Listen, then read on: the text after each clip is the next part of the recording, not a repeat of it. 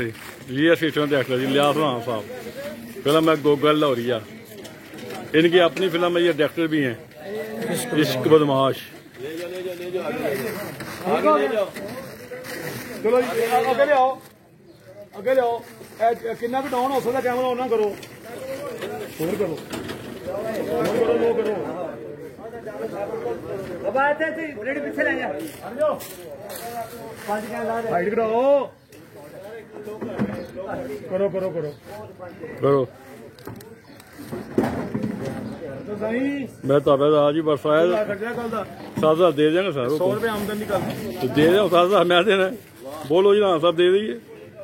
नहीं नहीं जी राना साहब ने कह मेरे सज्जन होगा कुड़ी हवा तो क्यों चाहिए, तू ही करना काफी मम्मी। मैं सोच ही नहीं सकता तू तेरा काम ही 14 करके दे। हेलो 80 अरे हो नहीं बकर बकर हो नहीं।